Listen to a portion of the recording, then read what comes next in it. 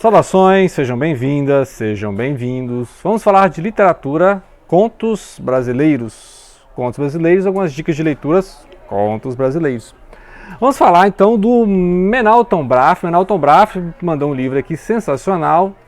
É um livro, 7ª edição deste livro, que já ganhou o Jabuti em 2000. Ou seja, a primeira edição dele de 99, ou seja, 1999. São alguns contos em primeira e terceira pessoa, muito interessante pela linguagem lírica, poética, né? Então é interessante como ele cria um enredo e ao mesmo tempo tem a preocupação descritiva, narrativa, né? De criar imagens, criar sensações. Ou seja, ele é bem poético, né? Ele sabe trabalhar bastante a questão da palavra em termos de poesia, não só de narrativo, de algo que está acontecendo, né? Criar personagens, os universos que esses personagens estão transitando. Então é interessante alguns destaques, né, para esse livro, alguns destaques. A questão do exemplo, o homem observar uma mulher, né, o homem com a sua imagem lírica da mulher. Então você tem um conto em terceira pessoa, que é o Concerto para Violino. O homem que conheceu a mulher no cinema, depois fica querendo saber onde ela mora, né, como é que ela vive. E aí vê as mulheres e fica imaginando se alguma daquelas mulheres é a mulher que ele viu no cinema, né. Você tem também a Moça Debaixo da Chuva. É um conto de primeira pessoa em que um homem está observando, né, um jovem está observando a mulher debaixo da chuva. E ele tenta se aproximar, ver se pode ajudar e tal. É um conto bem lírico. Então você tem esses contos descritivos. A paisagem do Pequeno Rei é um menino, né, um menino vendo um passarinho, ele quer de todo jeito ter o passarinho, né. Ele vai ter o passarinho, mas não como ele queria, né? Ou seja, aquela ideia da posse, eu quero ter a posse, né? Então é interessante como ele coloca. Lembra até a Clarice Lispector, né? Alguns contos da Clarice em que ela tem personagens crianças. Então este livro, nesse conto em particular, né? Tem essa questão. Então, neste conto em particular, a voz, ou seja, o narrador está centrando, está focando numa imagem da criança diante do mundo, né? E tem alguns contos da Clarice que também é assim, né? O mundo pelo olhar da criança. E você tem reencontros, contos que tem reencontro, né? Por exemplo, o Relógio do Pêndulo em primeira pessoa e o Voo da Águia também em primeira pessoa, que são interessantes pelos reencontros. No Relógio de Pêndulo você tem um reencontro de irmãos, né? Um irmão, depois de muito tempo vendo o irmão, né? Reencontrando depois do fim da família, no caso, né? Então depois, você vai lendo o conto, você vai ver por quê, né? E o reencontro de amigos, né? Então o narrador encontra um amigo dele chamado Aquiles depois de muito tempo, né? E esse Aquiles está muito desanimado, muito cabisbaixo, falando assim: eu rastejei minha vida toda e agora chega. E aí depois que o narrador vai entender por que o Aquiles estava falando isso. Aquiles, nome do herói grego, né? Lá na Ilíada, né? Mas aqui o Aquiles é uma pessoa derrotada pela vida, né? Então, destaque para esses contos, e é interessante essa alternância de primeira e terceira pessoa, né? E eu gosto muito de conto em primeira pessoa, porque você entra na mente do personagem, né? O medo que ele sente, o desejo que ele sente, os incômodos e desassossegos, né? Então eu gosto muito da narração em primeira pessoa. E esse traço de aproximação com a Clarice Lispector já está aqui na epígrafe, né? Clarice Lispector, Pé do Coração Selvagem, né? Então ele já coloca de abertura. E é um livro que foi premiado e merece, né? Merece o prêmio Jabuti de Literatura de 2000. Fica a dica, né? Inclusive elogiado pelo Macias Clia, que é um grande contista também, né? Ambos gaúchos, né? Então, A Sombra do Cipreste, contos do Menalton Braff. Depois eu vou falar mais livros do Menalton Braff, hein? Tem livro infantil juvenil, tem romance, né? Então fica a dica aqui do Menalton Braff. Outro é aqui o André Juste, que nós já falamos, né, de poemas do André Juste. É um poeta, né? É um poeta escrevendo contos. Então dentro do conto tem poesia, a poesia dele é bem narrativa e a narrativa dele é bem poética, né? Então é um contista poeta, um poeta contista. E ele do Rio de Janeiro, então muito do Rio de Janeiro é cenário para a obra, né? André Juste, muito do Rio de Janeiro está dentro do livro, muito do Rio de Janeiro é citado, né? Então ele é autor de Tanto Bater com o Osso, né? Vira Anestesia, que é um apanhado de 2021, né? Então esse livro de poesia nós já comentamos aqui no canal. E esse A Solidão do Livro Emprestado é o nome de um conto, né? Em que um conto ele é um livro emprestado e você vê pela perspectiva do homem que emprestou o livro, da mulher que recebeu o livro. Então essa questão do homem e da mulher é um dos focos do livro, né? História de Amor. Tem 3 contos com esse nome, História de Amor 1, 2 e 3. E as relações do homem, geralmente, né? Um homem que é o narrador, em primeira pessoa, em relação com a sua vida amorosa, né? As mulheres que ele conheceu, né? Os desencontros na vida, né? Então sempre tem esses relacionamentos que são encontros e desencontros, né? Ele encontra a mulher, tempos depois que ele vai reencontrar essa mulher, né? essas questões de seguranças, de ciúmes, né? Então de idealização da mulher, né? Tem essas questões, então ele é bem poético, né? Assim, tem uma aqui que o cara encontra a mulher e já começa a mostrar os poemas, escrevi os poemas, né? E outro, ele começa a tocar um disco lá, né? Do Pink Floyd e tal. Então, assim, há formas de sedução pela música, pela poesia, pelo lirismo, né? Então é interessante essa é bem prosaica, assim, né? É uma linguagem bem cotidiana, né? Gírias, a fala cotidiana, bem popular, né? Os temas são bem populares.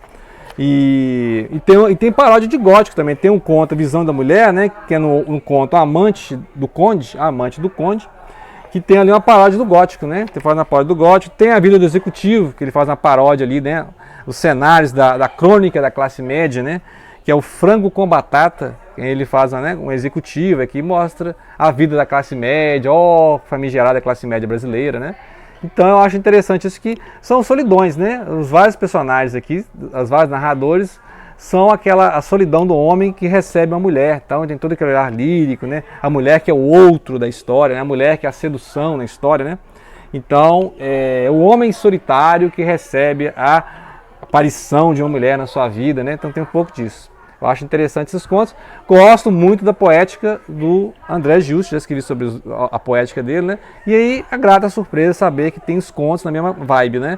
Ou seja, são contos do prosaico para o poético, né? Assim como tem poesia, né?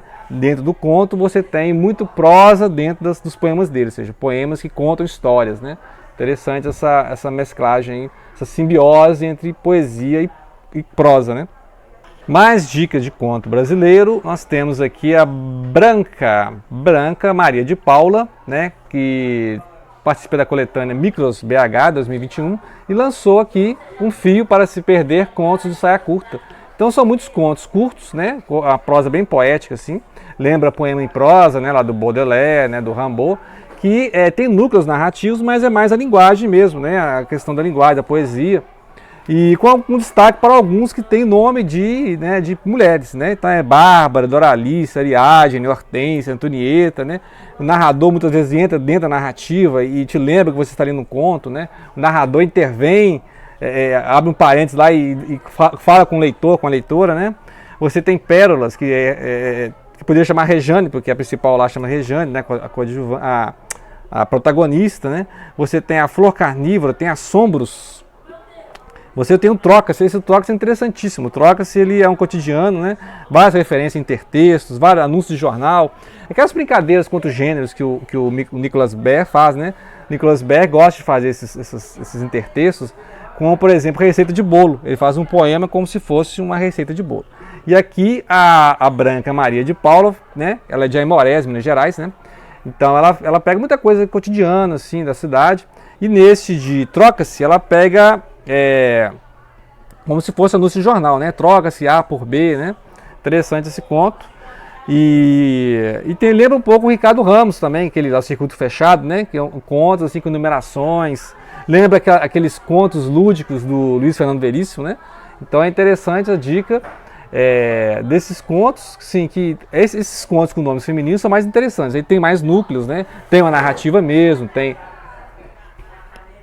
Além das coisas cotidianas, né, ela tem referências à mitologia grega, Grécia clássica, né, Aquiles, Ariadne, né?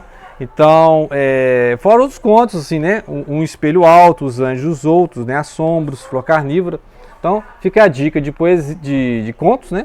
E é até bem poético, né? Assim, eu acho. Tem uns aqui que é mais poema em prosa mesmo, né? E também poema em prosa, ou então umas pílulas de contos, microcontos, né? Podemos falar que tem microcontos, os dois têm microcontos, que é aquele conto bem resumido, né? Uma linguagem bem enxuta, bem direta. E aqui nós recebi do Oliane, né? Luiz Otávio Oliane, esta obra sobre Pandemônio, que fala Diário da Quarentena de um Sobrevivente à Covid-19. Né? Então é aquele período ali de 2020, 2021, o ápice da pandemia, né? Em que teve essa dificuldade mesmo de manter na quarentena, e ele fez alguns contos, microcontos, sobre justamente essa vida na pandemia. Pela quarentena, mensagens de WhatsApp não visualizadas, e-mails não respondidos, ligações telefônicas nunca atendidas. Haveria depressão por ali? Não, era um escritor recluso que em meio à pandemia finalizava um romance. O grande encontro. A solidão do mendigo era tanta que abraçaria quem o encontrasse. Mas era madrugada em Copacabana. Não havia uma alma viva no calçadão. Foi quando avistou Carlos Drummond de Andrade ali no posto 6. Correu para os braços da estátua que não lhe passaria Covid-19. Retrato para meados de 2022 ou 2023, do mundo afora, ou conto perspectiva. O homem retirou a máscara que cobria nariz e lábios. A mulher retirou a máscara que cobria nariz e lábios. A criança retirou a máscara que cobria nariz e lábios.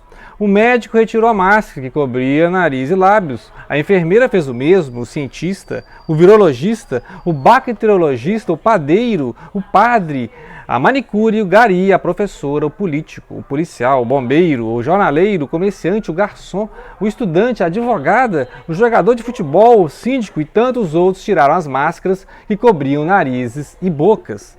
Aos poucos a humanidade voltou a sorrir. Muitas pessoas tristes pela perda de parentes e amigos estavam indiferentes, mais espiritualizados do que outras ficaram piores do que antes. Então, este é a dica de contos brasileiros do Oliani, certo? Então fica aí A Morte do Coronavírus, ó, pra você ver aí cômico, né? Luiz Otávio Oliani, Letras e Direito, Rio de Janeiro, certo? Participa de mais de 200 obras coletivas, né? Então, fica a dica de poesia e conto, né? José Otávio Oliani, Pandemônio. Agradeço a atenção, não deixem de compartilhar.